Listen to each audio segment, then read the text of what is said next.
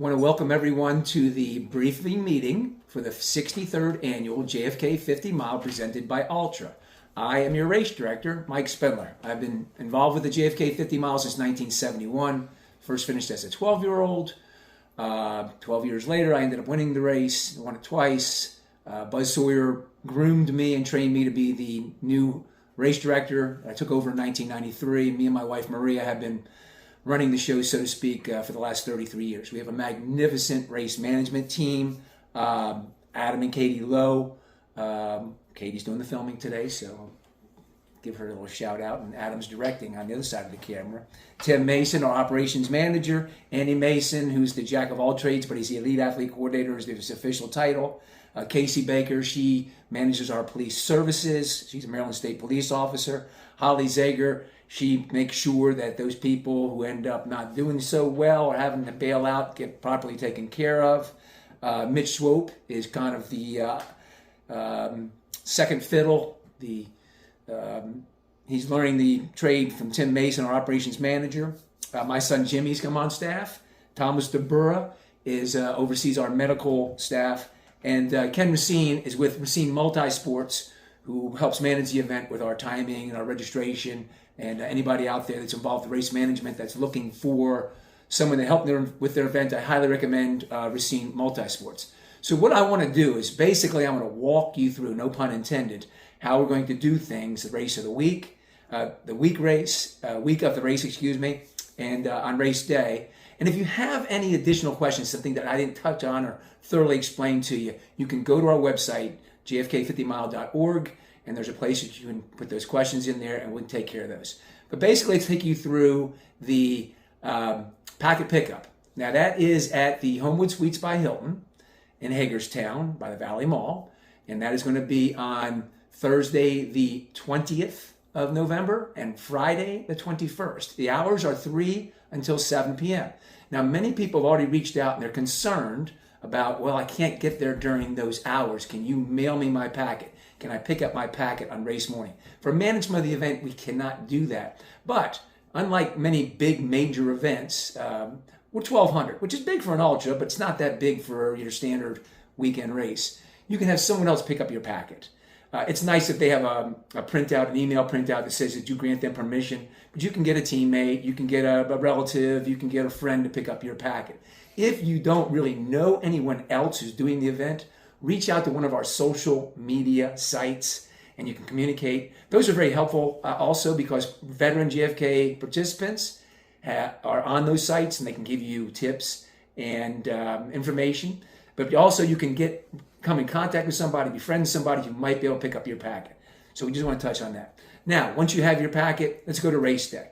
Race day at 5:30 a.m. and after, there's going to be a baggage truck. It's at the Boonesboro Volunteer Fire Department, which is at 5 St. Paul Street. It's a block away from the start line. As you face out onto the course, 1 block to your left is the Boonesboro Volunteer Fire Department. We're going to have a number of portable toilets set up there.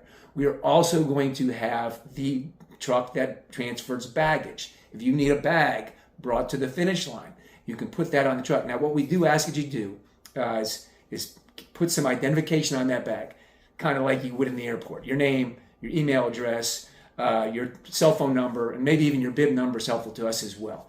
But put that on the bag, and we'll secure them the best we possibly can. We ask that you don't put valuables in there.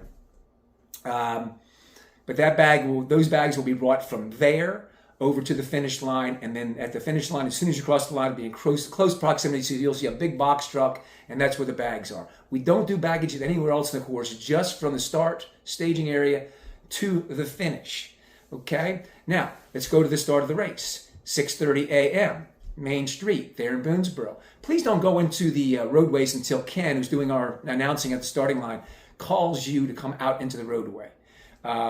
You'll see the arch, and please listen to your instructions there. He'll generally bring you out a few minutes before they sing the national anthem, which is about 6:27. We sing that, and then the gun goes off at 6:30.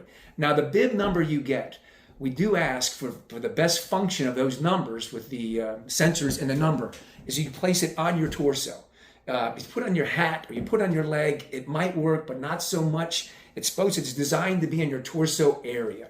So we'll put it on your torso, that number there, and that'll be best for us. So the gun goes off. You're heading to the up towards the Appalachian Trail. Move to the right of the road as soon as you possibly can.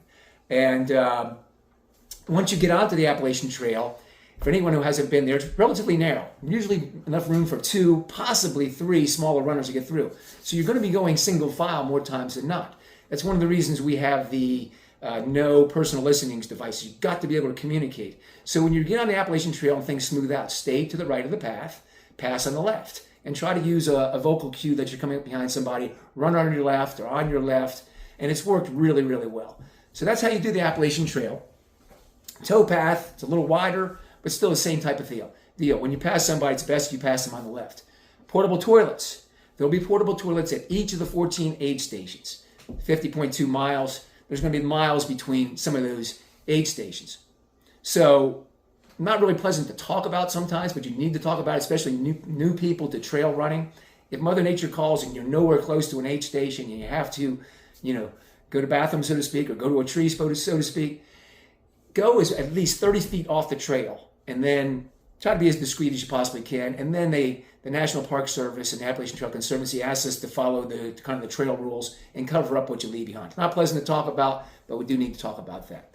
Now, when you get onto the road section of the course for the last 8.4 miles, if you go through the 41.8 mile aid station at 3 o'clock or later, they're going to issue you a vest. Some people kind of joke about it and call it the vest of shame. It's not the vest of shame, it's the vest of courage.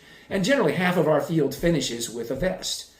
But if they give you a vest, put the vest on. Don't worry about taking your number off and putting on a vest. It'll be fine. Just put the vest over that number. Now, and you're going to go to the left of the road. Now, the traffic is controlled. It's a limited traffic control. It's not totally closed the road. That's why we're going to put the vest on you.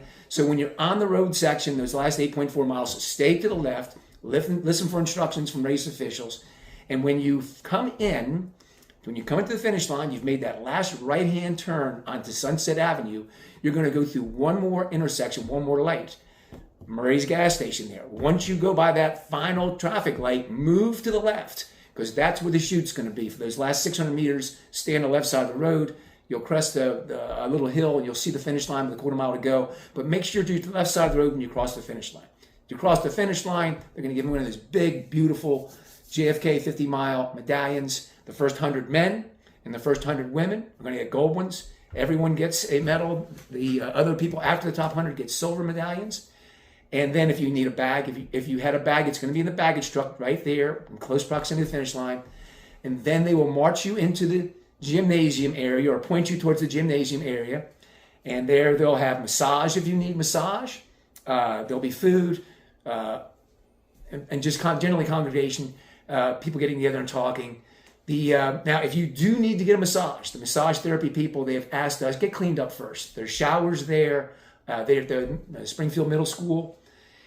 If you do take a shower, keep it short if you could. I mean, you got 1,000 people coming in there, and you're going to run out of hot water as it is. But try to get cleaned up a little bit if you get a massage.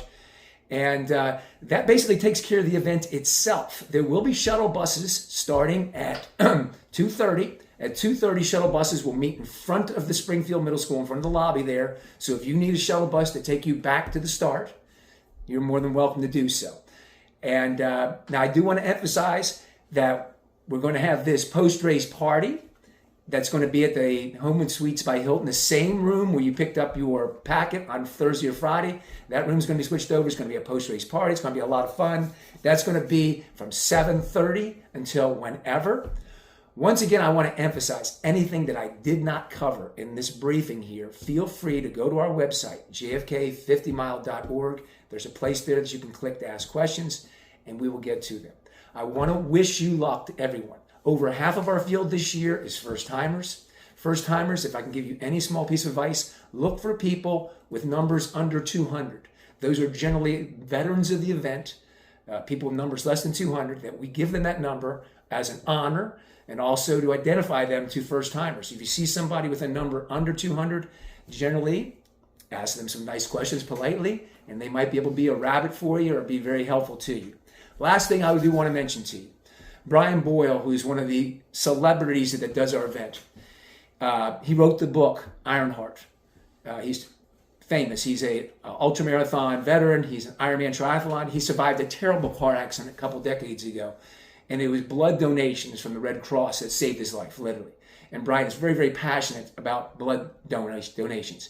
He's preached me into it, and I've been doing it now for a couple of decades. As a matter of fact, I just gave blood today, and I highly, highly recommend to you, not before the event, but after the event's over, when you're resting, to contact 1-800-RED CROSS and pitch in and see what you can do to save a life.